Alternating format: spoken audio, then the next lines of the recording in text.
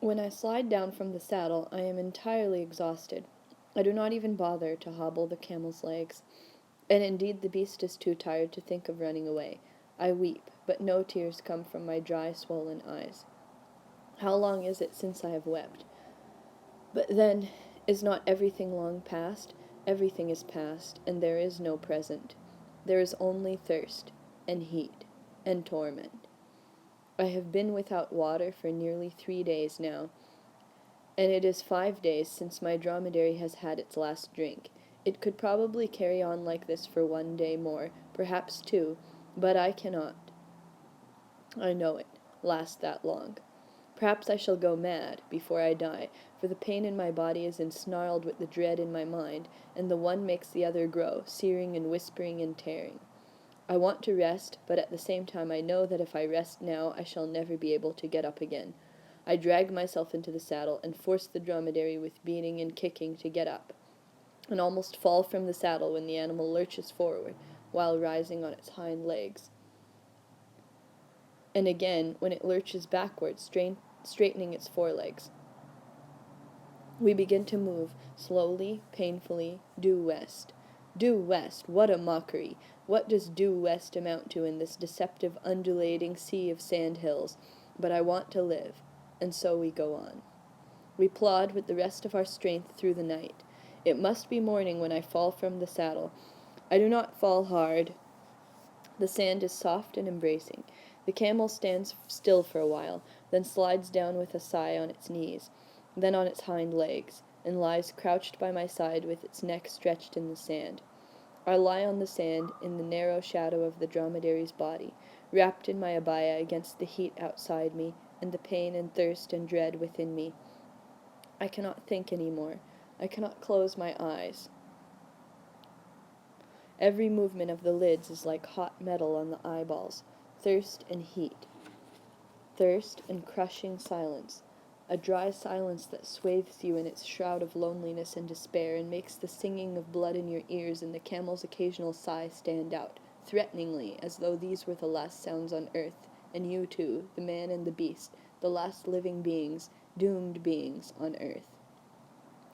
High above us in the swimming heat, a vulture circles slowly, without ever stopping, a pinpoint against the hard paleness of the sky, free and above all horizons. My throat is swollen, constricted, and every breath moves 1,000 torturing needles at the base of my tongue, that big, big tongue which should not move but cannot stop moving in pain, backward, forward, like a rasp against the dry cavity of my mouth. All my insides are hot and intertwined in one unceasing grip of agony. For seconds, the steely sky becomes black to my wide-open eyes. My hand moves, as if of its own, and strikes against the hard butt of the carbine slung on the saddle peg, and the hand stands still, and with sudden clarity the mind sees the 5 good shells in the magazine, and the quick end that a pressure on the trigger could bring. Something in me whispers, "Move quickly, get the carbine before you are unable to move again," and then I feel my lips move, and shape toneless words that come from some dark recesses of my mind. "We shall try you, most certainly try you." And the blurred words slowly assume shape and fall into pattern, a verse from the Quran. "We shall most certainly try you with fear and hunger and with the lack of possessions and labor's fruits. But give the good tiding to those who remain steadfast, and when calamity befalls them, say, Behold, to God we belong, and unto him do we return."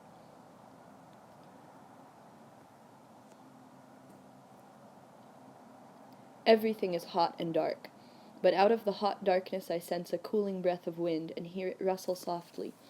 Wind rustling, as if in trees, over water, and the water is the sluggish little stream between grassy banks near the home of my childhood. I am lying on the bank, a little boy of 9 or 10 years, chewing a grass stalk and gazing at the white cows which graze nearby with great dreamy eyes and the innocence of contentment. In the distance, peasant women work in the field. One of them wears a red headkerchief and a blue skirt with broad red stripes.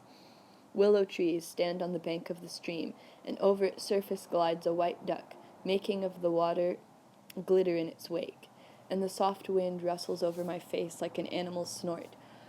Oh, yes, it is indeed an animal's snort. The big white cow with the brown spots has come quite close to me and now nudges me, snorting with its muzzle, and I feel the movement of its legs by my side. I open my eyes and hear the snort of my dromedary and feel the movement of its legs by my side. It has half raised itself on its hind legs, with uplifted neck and head, its nostrils widened as if scenting a sudden, welcome smell in the noon air. It snorts again, and I sense the excitement rippling down its long neck toward the shoulder and the big half-raised body.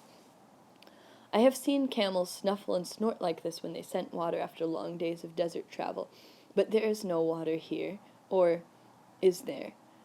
I lift my head and follow with my eyes the direction toward which the camel has turned its head.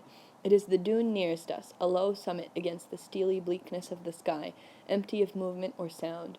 But there is a sound. There is a faint sound like the vibration of an old harp, very delicate and brittle, high-pitched, the high-pitched, brittle sound of a Bedouin voice chanting on the march in rhythm with the camel's tread, just beyond the summit of the sandhill, quite near as distances go, but I know it in a fraction of an instant, far beyond my reach or the sound of my voice. There are people there, but I cannot reach them. I am too weak even to get up.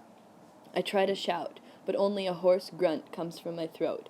And then my hand strikes, as if of its own, against the hard of the carbine on the saddle, and with the eye of my mind I see the 5 good shells in the magazine. With a supreme effort, I manage to unsling the weapon from the saddle peg.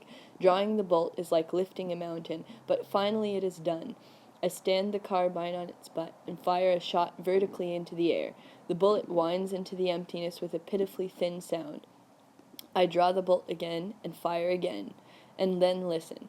The harp-like singing has stopped. For a moment there's nothing but silence. Suddenly, a man's head, and then his shoulders, appear over the crest of the dune, and another man by his side. They look down for a while, then turn around and shout something to some invisible companions, and the man in front clambers over the crest and half runs, half slides down the slope toward me. There is a commotion around me. 2, 3 men. What a crowd, after all that loneliness, are trying to lift me up. Their movements a most confusing pattern of arms and legs. I feel something burning cold, like ice and fire, on my lips, and see a bearded Bedouin face bent over me, his hand pressing a dirty, moist rag against my mouth. The man's other hand is holding an open water skin. I make an instinctive move toward it, but the Bedouin gently pushes my hand back, dunks the rag into the water, and again presses a few drops onto my lips. I have to bite my teeth together to prevent the water from burning my throat. But the Bedouin pries my teeth apart and again drops some water into my mouth. It is not water, it is molten lead. Why are they doing this to me? I want to run away from the torture, but they hold me back, the devils. My skin is burning, my whole body is in flames. Do they want to kill me? Oh, if only I had the strength to get hold of my rifle to defend myself, but they do not even let me rise. They hold me down to the ground and pry my mouth open again and drip water into it, and I have to swallow it. And strangely enough, it does not burn as fiercely as a moment ago, and the wet rag on my head feels good. And when they pour water over my body, the touch of the wet clothes brings a shudder of delight. And then all goes black. I am falling down a deep well. The speed of my falling makes the air rush past my ears. The rushing grows into a roar, a roaring blackness. Black, black.